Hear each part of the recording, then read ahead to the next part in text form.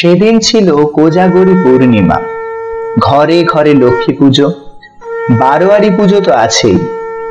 চাঁদের আলো আর কৃত্রিম আলোকসজ্জায় ঝলমল করছে শহর।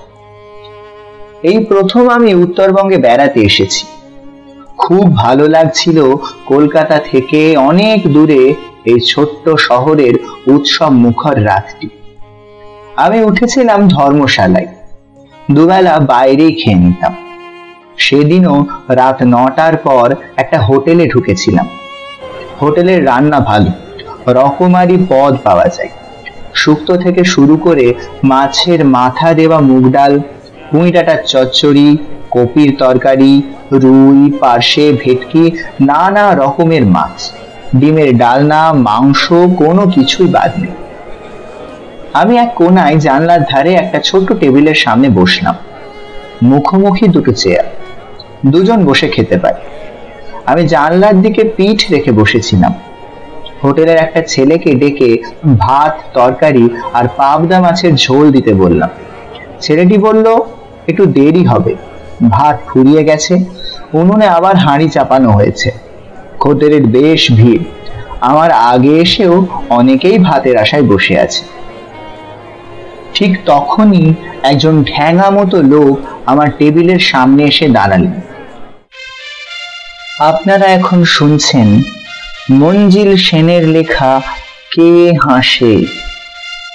গল্পটি আমরা নিয়েছি দেব সাহিত্য কুঠির প্রাইভেট লিমিটেড প্রকাশিত শুকতারার 101টি ভূতের গল্প প্রথম খণ্ড বইটি থেকে। শুনতে থাকুন মঞ্জিল সেনের লেখা কে হাসে। ফ্যাকাশে মুখ, দু চোখের তলায় কালি পড়েছে, অথচ শরীরের কাঠামো দেখে মনে হয় একসময় বেশ জোয়ান পুরুষ ছিলেন। বয়স 30-এর মাঝামাঝি, কি তার একটু বেশি হবে। কুণ্ঠিত ভাবে তিনি বললেন, আমি এখানে বসলে আপনার অসুবিধে হবে কি? আমি বলে উঠলাম, না না, এটা তো দুজনেরই টেবিল। যদিও একটা পুরো টেবিল দখল করে খাবার সুযোগটা হাতছাড়া হলো বলে মনে মনে একটু ক্ষুণ্ণ হলাম। ভদ্রলোক আমাকে ধন্যবাদ জানিয়ে চেয়ার টেনে বসলেন। তারপর একটু ইতস্তত করে বললেন, আপনাকে আগে কখনো এখানে দেখিনি তো, বেড়াতে এসেছেন? হ্যাঁ, আমি জবাব দিলাম। কলকাতা থেকে? আমি ঘাড় দোড়ালাম। আমার বাড়িও কলকাতায়। ভদ্রলোক দীর্ঘ নিঃশ্বাস ছেড়ে বললেন, গত 7 বছরে একবারও যাওয়া হয়ে ওঠেনি। কলকাতায় কোথায় আপনার বাড়ি? আমি ভদ্রতার খাতিরে জিজ্ঞেস করলাম। ভবানীপুরে, কালীমোহন ব্যানার্জি লেন, ওই যেখানে ইন্দিরা সিনেমা আছে। আরে আমিও তো ওখানেই থাকি, প্রিয়নাথ মল্লিক রোড। আপনার কোন বাড়ি? দেশগায়ের লোকের সঙ্গে বাইরে কোথাও দেখা হলে খুব তাড়াতাড়ি যেমন সংকোচ কেটে যায়, ব্যক্তিগত প্রশ্ন এসে পড়ে, আমাদেরও তাই হলো। কথায় কথায় দুজনের পরিচিত কয়েকজনের নামও বেরিয়ে পড়ল। ভদ্রলোকের নাম বীরেশ্বর রায়। আমি জিজ্ঞেস করলাম, আপনি কলকাতা ছেড়েছেন 7 বছর, তাই বললেন না? হ্যাঁ, বীরেশ্বর বাবু জবাব দিলেন। এখানে আছি 2 বছর।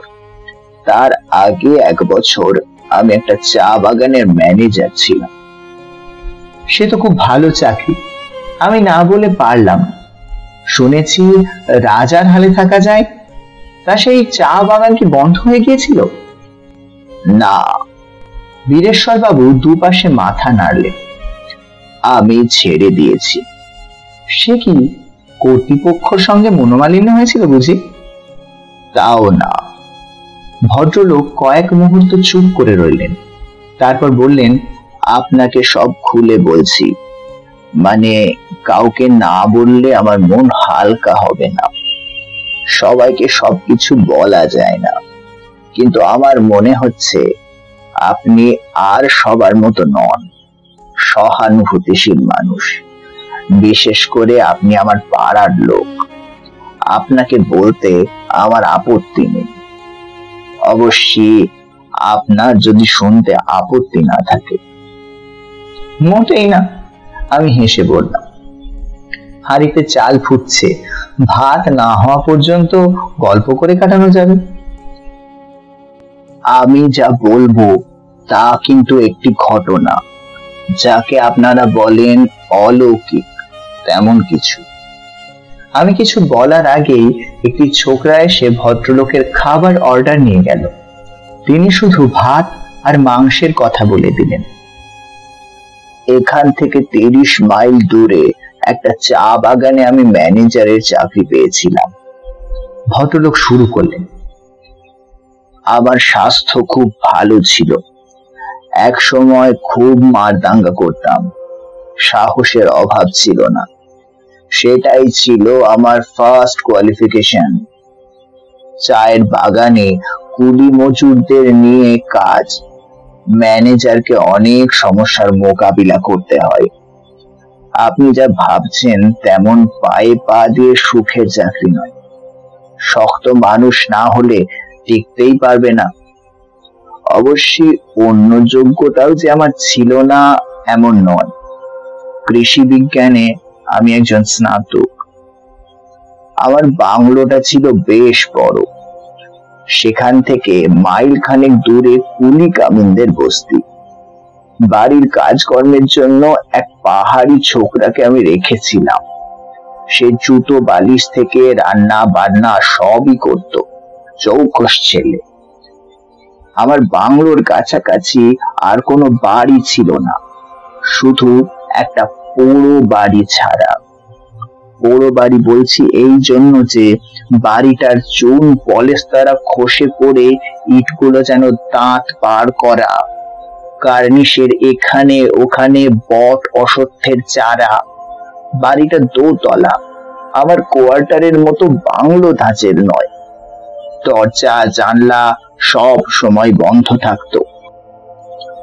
বাড়িতে যে কেউ বাস করে না তা বলে দিতে হয় না। চারিদিকে সবুজ আর সবুজ। কলকাতা থেকে এসে জায়গাটাকে আমার খুব ভালো লেগে গেল। কয়েকটা ঘটনায় আমার শক্তি আর সাহসের পরিচয় পেয়ে কুলি কামিনরা আমাকে বেশ সমীহ করে চলছিল। বেশ ভালোই কাটছিল দিনগুলো। রাত্রে ময়দার রুটি আর হাঁস মুরগি কিংবা হরিণের মাংস খাসা রান্না করতো ছেলেটা।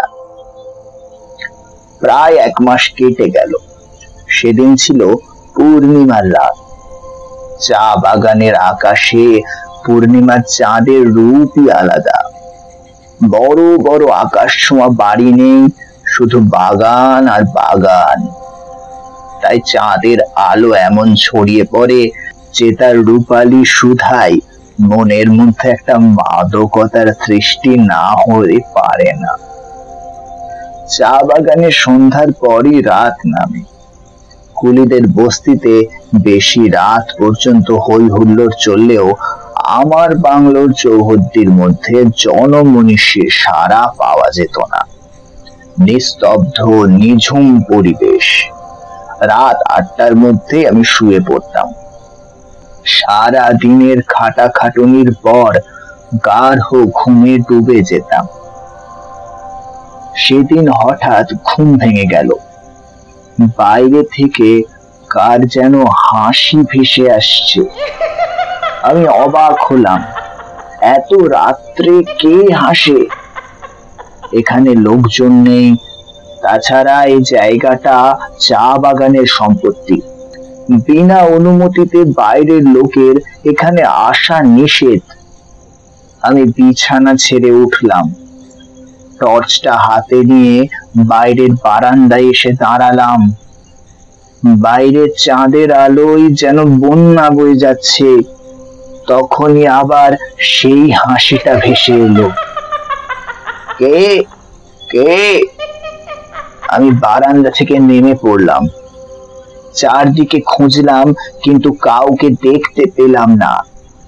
হাসিটা যেমন হঠাৎ শুরু হয়েছিল তেমনি হঠাৎ বন্ধ হয়ে গেল।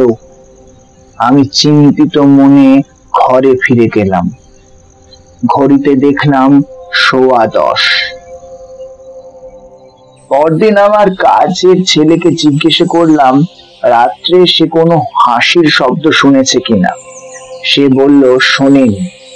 আমি ভাবলাম কুলি মজুরদের কেউ হয়তো নেশা করে কাছাকাছি কোথাও এসেছিল, তার হাসি শুনেছি।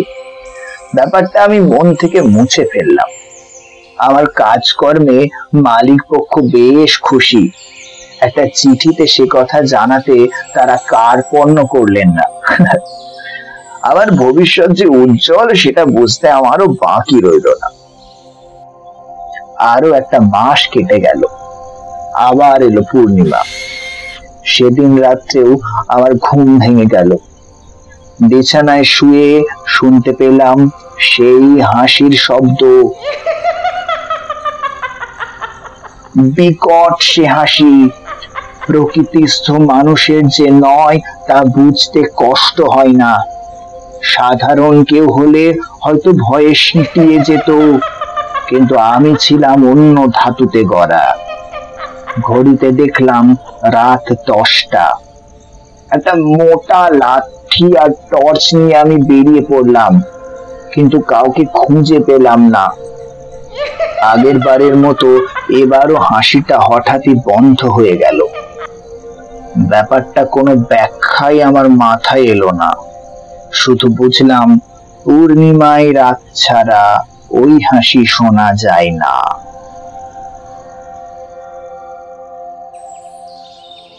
পরদিন ছোকরাকে জিজ্ঞেস করে জানলাম সে কোনো হাসির শব্দ শোনেনি। আমার কথার জবাব দেওয়ার সময় সে অদ্ভুত ভাবে আমার মুখের দিকে তাকাচ্ছিল।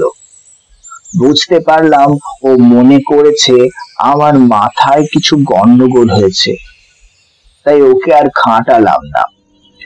পরের পূর্ণিমার রাতেও সেই একই ঘটনা ঘটলো। এবার আমি কান চেপে শুয়ে রইলাম। আর কেউ ওই বিদঘুটে হাসি শুনতে পাই না কেন তা আমার বোধগম্য হলো না। একবার মনে হলো আমি কি স্নায়বিক পীড়ায় ভুগছি, কিন্তু সে চিন্তা আমি মন থেকে উড়িয়ে দিলাম। পরের পূর্ণিমায় আমি আর শুয়ে থাকতে পারলাম না। হাসির রহস্যটা আমাকে জানতেই হবে, নইলে আমি হয়তো পাগল হয়ে যাব।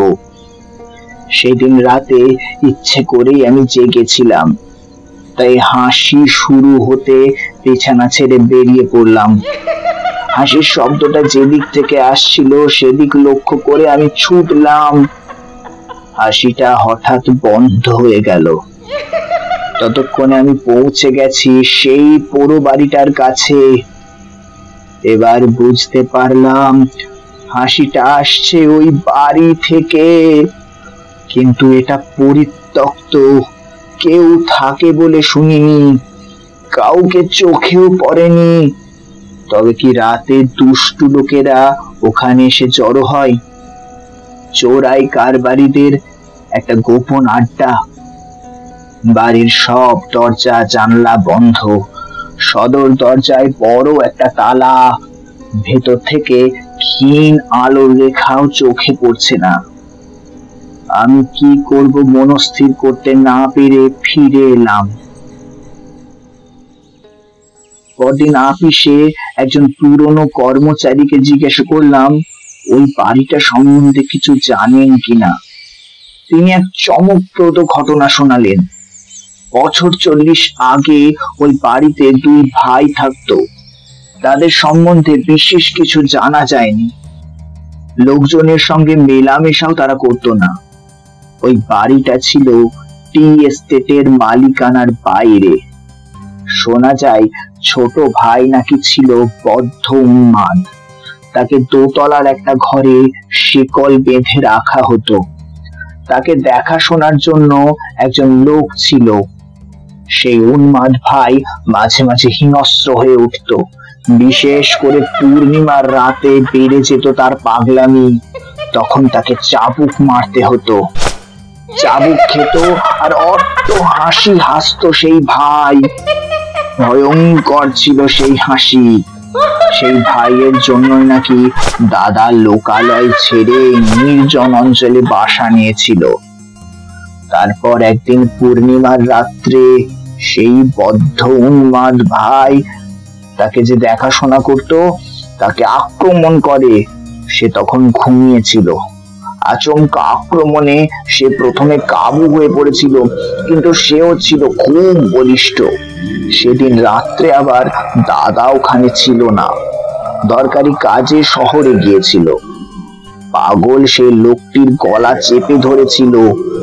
আত্মরক্ষার জন্য সেও পাগলের গলা চেপে ধরে। পরদিন সকালে দাদা ফিরে এসে দেখে দুজন দুজনের গলা টিপে মাটিতে পড়ে আছে, দুজনেই মৃত। তারপর থেকেই বাড়িটা ওভাবে পড়ে আছে। দাদা সেই যে চলে গিয়েছিল আর ফিরে আসেনি। এই হলো বাড়ির ইতিহাস।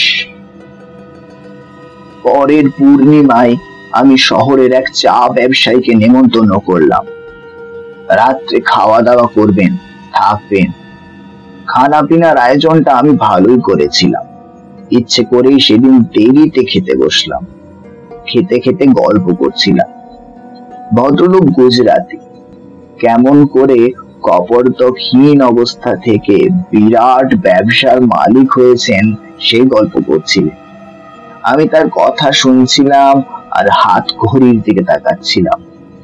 মনে মনে একটা উত্তেজনা অনুভব না করে পারছিলাম না। ঠিক 10টার সময় ভেসে এলো সেই বিকট হাসি। আমি গুজরাটি ভদ্রলোকের মুখের দিকে তাকালাম। তিনি কিন্তু নির্বিকার, খাচ্ছেন আর তার জীবনী বলে যাচ্ছেন। আমি একটু উত্তেজিত হয়েই বললাম, শুনতে পাচ্ছেন কি? ভদ্রলোক অবাক হয়ে আমার মুখের দিকে তাকালেন। একটা হাসি। হাসি? কার হাসি? ভদ্রলোক এদিক ওদিক তাকালেন। ওই, আমি তো কোনো হাসি শুনতে পাচ্ছি না। একটু কান পেতে শুনুন, আমি অসহিষ্ণু গলায় বললাম। আমি স্পষ্ট শুনতে পাচ্ছি। ভদ্রলোক ভুরু কুঁচকে মনোযোগ করার চেষ্টা করলেন। তারপর ঘাড় নেড়ে বললেন, আপনি বোধহয় ভুল শুনছেন। কেউ হাসেনি, আপনার মনের ভুল। ভুল শুনেছি। আমার এবার ধৈর্যচ্যুতি ঘটলো। প্রায় চিৎকার করে বললাম, প্রত্যেক পূর্ণিমার রাত্রে আমি এই হাসি শুনছি, আর আপনি বলছেন আমার মনের ভুল। ভদ্রলোক কেমন অদ্ভুত দৃষ্টিতে আমার দিকে তাকিয়ে রইলেন। আমি বুঝতে পারলাম তিনি আমার মস্তিষ্কের সুস্থতা সম্বন্ধে সন্দিহান হয়ে পড়েছেন। চোখে মুখে ভয়ের চিহ্ন ফুটে উঠেছে। বোধহয় ভাবছেন পাগলের পাল্লায় পড়েছেন। আমি অতি কষ্টে নিজেকে সংযত করে ভদ্রলোকের কাছে ক্ষমা চাইলাম। বাকি সময়টুকু আমরা চুপচাপ খেলাম। পরদিন সকালেই ভদ্রলোক বিদায় নিলেন। মনে হলো তিনি যেন পালিয়ে বাঁচলেন।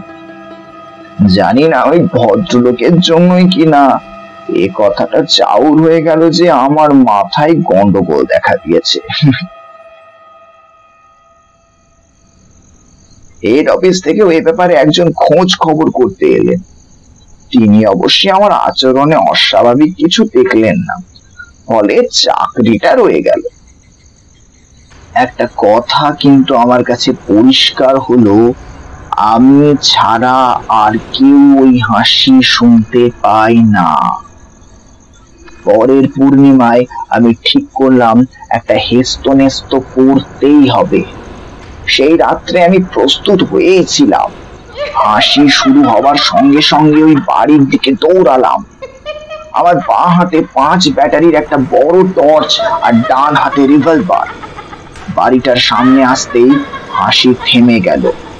আমি এক মুহূর্ত বোধ হয় ইতস্তত করছিলাম, তারপর সদর দরজায় এক লাথি মারলাম। পুরনো দরজা আর আমার প্রচন্ড পদাঘাতে দরজার একটা পাল্লা ভেঙে গেল। আমি ভেতরে ঢুকলাম। চারদিকে টর্চের আলো ফেলতে লাগলাম। বহুদিন অব্যবহৃত হয়ে পড়ে থাকায় ধুলো স্তর জমেছে মেঝের ওপর। কোনাগুলি থেকে কালো কালো ঝুল ঝুলছে।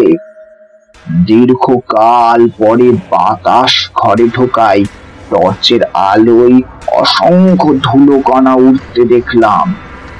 তারপরই হঠাৎ দোতলার একটা ঘর থেকে কেউ যেন আমাকে ব্যঙ্গ করে হাসলো। আগেই বলেছি আমার ছিল দুর্জয় সাহস। এতটুকু দ্বিধা না করে আমি লাফ দিয়ে 2-3টে সিঁড়ি টপকে দোতলায় উঠলাম। তারপর যে ঘর থেকে হাসির শব্দ এসছিল সেই ঘরের বন্ধ দরজায় একটা লাথি মারলাম। দরজাটা ভেজানো ছিল, দড়াম করে খুলে গেল। আমি টর্চ জ্বালিয়ে আর রিভলভার উঁচিয়ে ঘরে ঢুকে পড়লাম।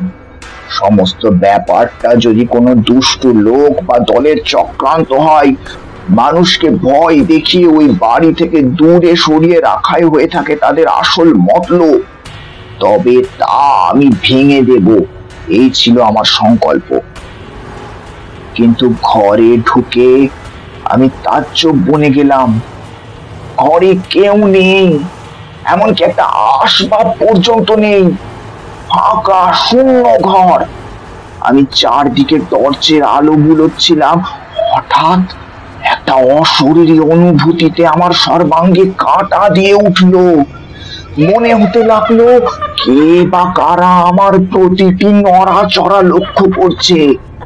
আমি কাউকে দেখতে পাচ্ছি না, অথচ অদৃশ্য কারোর উপস্থিতি অনুভব করছি। সে যে কি ভয়ঙ্কর অনুভূতি তা আপনাকে বলে বোঝাতে পারবো না। বীরেশ্বর বাবু একটু থেমে টেবিল থেকে জলের গেলাসটা তুলে এক ঢোক জল খেলেন। তারপর গেলাসটা নামিয়ে রেখে আবার বলতে লাগলেন, বোধহয় 2-3 সেকেন্ড আমি ওই ঘরে ছিলাম, কিন্তু আমার মনে হচ্ছিল যেন সময়ের আর শেষ নেই। তারপরে আমি ছিটকে ঘর থেকে বেরিয়ে দুধার সিঁড়ি দিয়ে নামতে লাগলাম, আর তখনই আবার শুরু হলো সেই হাসি। শরীরের রক্ত হিম করা বিভৎস হাসি। আমার মতো সাহসী পুরুষেরও শির দাঁড়া বেয়ে যেন বরফ গলা জলের ধারা নেমে এলো। কোন রকমে বাড়িতে এসে শুয়ে পড়লাম। সারা রাত ঘুমোতে পারলাম না। এরপর প্রত্যেক পূর্ণিমার রাত্রে ওই হাসি আমাকে যেন চুম্বকের মতো আকর্ষণ করত, আর আমি দুকান চেপে বিছানায় ছটফট করতাম। ক্রমে আমার শরীর ভাঙতে শুরু করলো। হয়তো চোখে মুখেও এমন কিছু ফুটে উঠতো যার জন্য সবাই আমার দিকে অদ্ভুত দৃষ্টিতে তাকাতো, আমার সম্বন্ধে আড়ালে ফিসফাস করতো। 1 বছর কোন রকমে সেই ভয়াবহ নরক যন্ত্রণা সহ্য করেও আমি টিকে ছিলাম, কিন্তু আর পারলাম না। চাকরিতে ইস্তফা দিয়ে এখানে চলে এলাম। একটা চাকরি জুটিয়ে নিলাম, সেই থেকে এখানে আছি। আপনি কলকাতায় ফিরে গেলেন না কেন? আমি জিজ্ঞেস করলাম। আত্মীয় স্বজনের মধ্যে থাকলে আপনার শরীর ও মন দুই ভালো হতো। সেখানেই তো মুশকিল।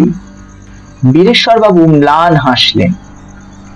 আমার আত্মীয় স্বজনরাও যদি আমাকে পাগল ভাবে, সেটা আমি সইতে পারবো না। কিন্তু তারা কেন তা ভাববেন? আমি অবাক হয়েই বললাম, আর তো আপনি সেই হাসি শুনছেন না, ওখান থেকে আপনি চলে এসছেন। সেটাই তো হচ্ছে কথা। ভদ্রলোক বললেন, এখানে এসেও আমি সেই হাসির হাত থেকে নিস্তার পাইনি। পূর্ণিমার রাত 10টায় এখানে বসেও সে হাসি আমি শুনতে পাই। পৃথিবীর যেখানে যাই না কেন, সেই হাসি আমাকে মুক্তি দেবে না। সে কি? আমি স্তম্ভিতের মতো বললাম। ভদ্রলোক জানলার দিকে মুখ করে বসেছিলেন। হঠাৎ বলে উঠলেন, ওই দেখুন, পিছন ফিরে আকাশের দিকে দেখুন। আমি ফিরে দেখলাম আকাশের ঝলমল করছে রূপলি থালার মতো কোজাগরি পূর্ণিমার চাঁদ। তারপরই ভদ্রলোকের ব্যাকুল কণ্ঠে আমি তার মুখের দিকে ফিরে তাকালাম। তার মুখটা ছাইয়ের মতো সাদা হয়ে গেছে। কোটর থেকে চোখ দুটো যেন ঠিকরে বেরিয়ে আসতে চাইছে। তিনি আর্ত কণ্ঠে বললেন, শুনতে পাচ্ছেন সেই হাসি? তিনি দুহাত দিয়ে দোকান চেপে ধরলেন। আমি হাত ঘড়ির দিকে তাকিয়ে দেখলাম রাত 10টা। শান্ত হন, আমি বললাম। আমার মনে হয় আপনি কোনো সাইকিয়াট্রিস্টকে দেখালে ভালো হয়ে যাবেন। এটা আপনার মনের রোগে দাঁড়িয়েছে। ভদ্রলোক আমার দিকে অদ্ভুত দৃষ্টিতে তাকালেন, তারপর বললেন, আপনিও বোধ হয় আমাকে পাগল ভাবছেন, কিন্তু আমি সেই ঘটনার কি ব্যাখ্যা করেছি জানেন? কি? আমি জানতে চাইলাম। বীরেশ্বর বাবুর দু চোখে ফুটে উঠল কেমন একটা ঘোলাটে দৃষ্টি। তিনি বললেন, ওই ঘটনার সময় আমার জন্মই হয়নি। আমার নিশ্চিত ধারণা আগের জন্মে আমি ছিলাম সেই পাগল। হোটেলের ছোকরা এসে আমাদের সামনে 2 থালা ভাত নামিয়ে দিয়ে গেল। গরম ভাত, ধোঁয়া উঠছে।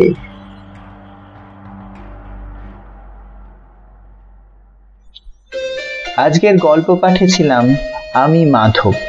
সহায়তায় স্বরূপ প্রামাণিক। এরকম গল্প আরো শুনতে সাবস্ক্রাইব করুন আমাদের চ্যানেল গল্পদূতকে। প্রতি শনিবার সন্ধ্যে 7টায় আমরা নিয়ে আসছি নানা স্বাদের গল্প। গল্পগুলি পছন্দ হলে লাইক করুন, কমেন্ট করুন এবং শেয়ার করুন পরিচিতদের সাথে। ভালো থাকবেন। শুভরাত্রি।